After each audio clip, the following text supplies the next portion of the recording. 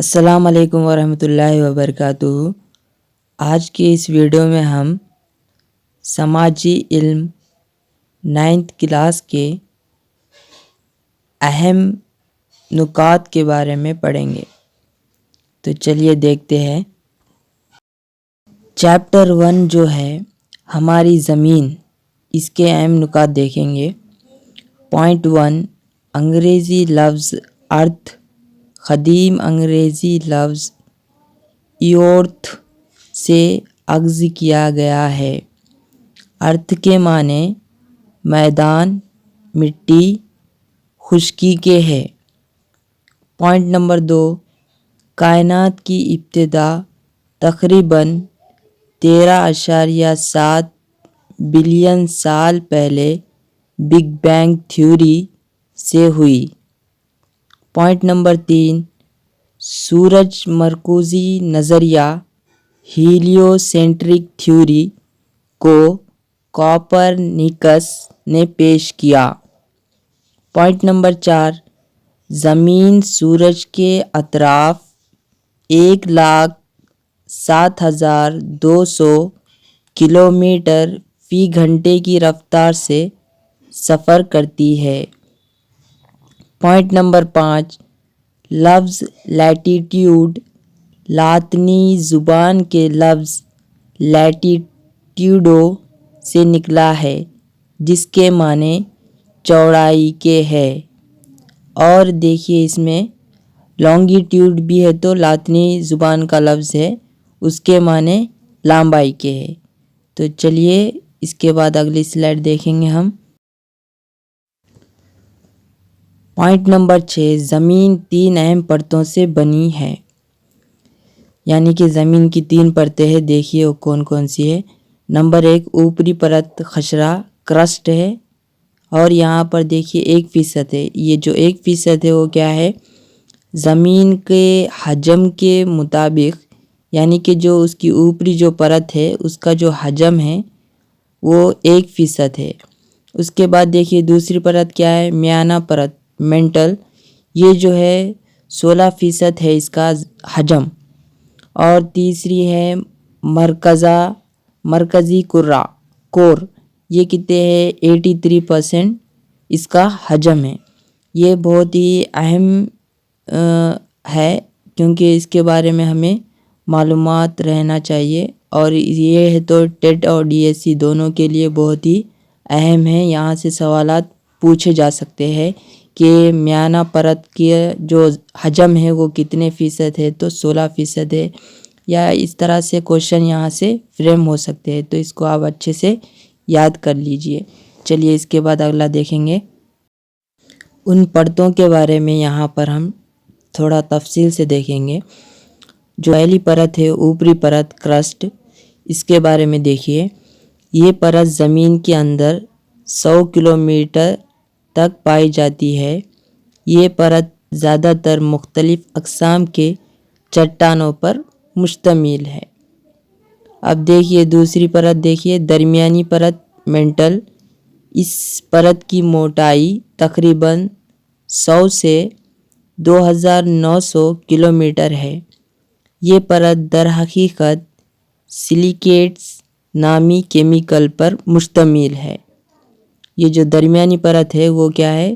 100 سے 2,900 کلومیٹر تک گہرائی موٹائی ہے اس کی، اور سلیکیٹس نامی کیمیکل پر یہ پرت مشتمل ہے۔ اس کے بعد دیکھیے دوسرا مرکزی کور، اس پرت کی موٹائی تقریباً 2,900 تا 6,376 کلومیٹر تک ہے۔ اس پرت میں بھاری مقدار میں نکل اور لوہا جیسی دھاتیں مائع حالت میں پائی جاتی ہے۔ یعنی کہ یہ جو مرکزی کرہ یعنی کور ہے، جو زمین کی آخری پرت ہے، اس میں نکل اور لوہا ہے تو مائع حالت میں پایا جاتا ہے۔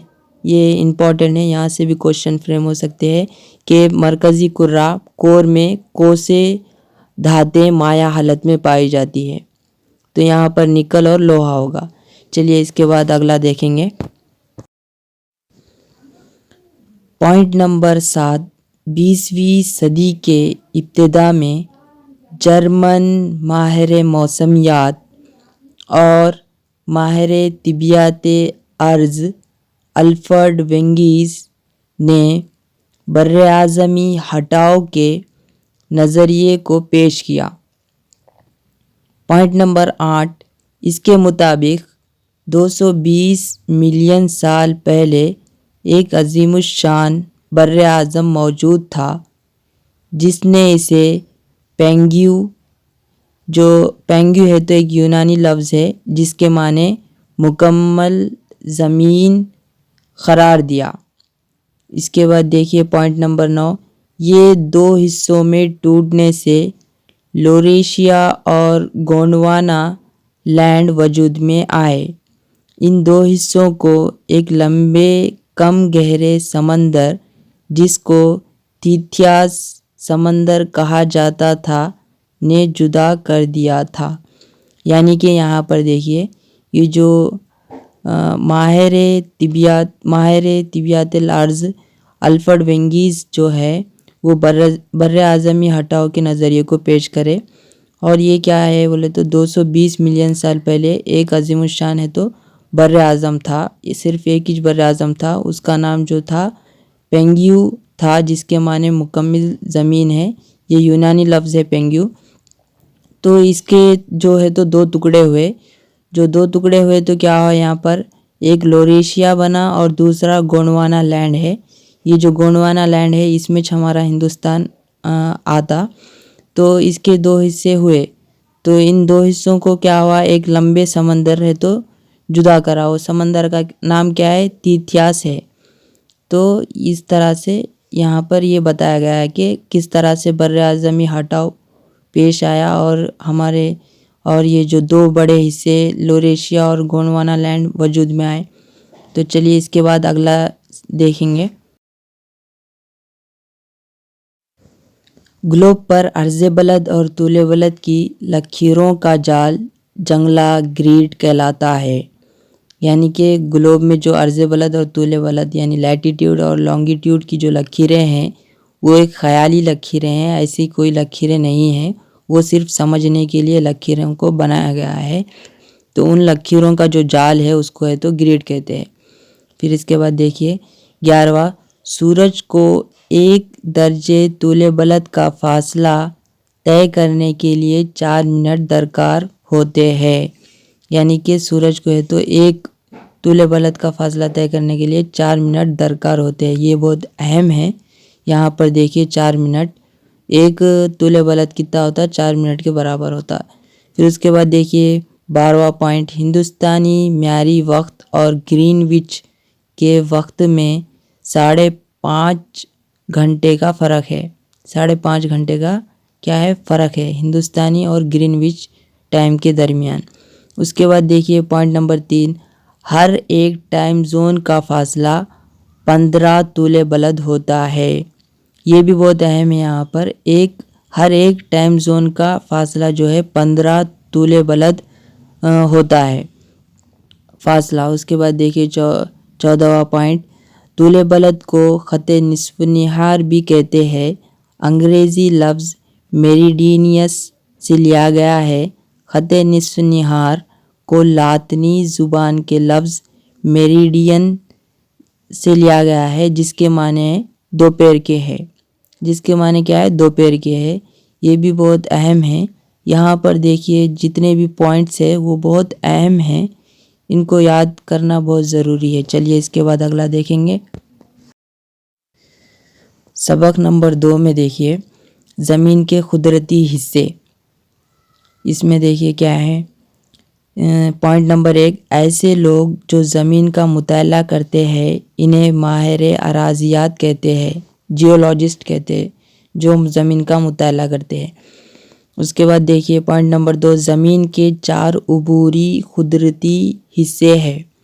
زمین کے کیا 4 عبوری قدرتی حصے کون کون سے دیکھیں گے۔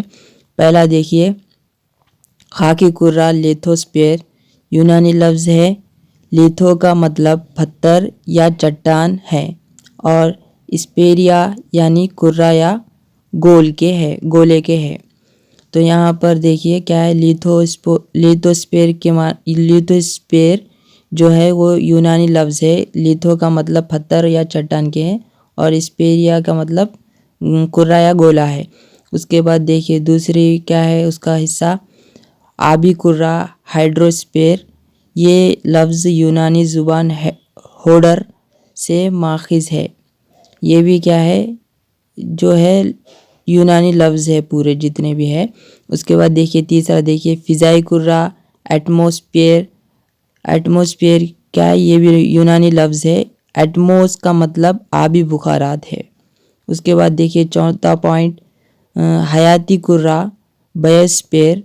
بایوس کے معنی زندگی کے ہے۔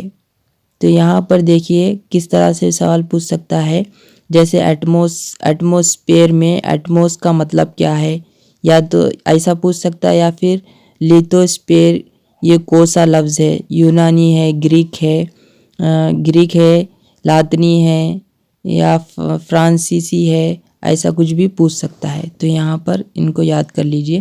چلیے اگلا دیکھیں گے۔ پوائنٹ نمبر 3، ماہرین جغرافیہ پہاڑوں، سطح مرتفع اور ہموار زمین کو دوسرے درجے کی زمینی اشکال کہتے ہیں۔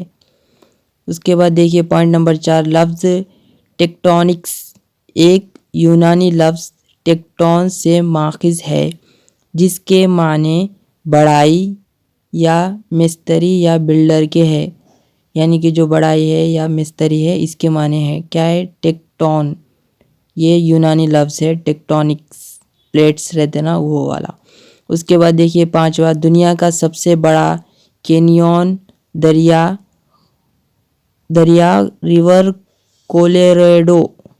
ریور کولیراڈو پر ہے۔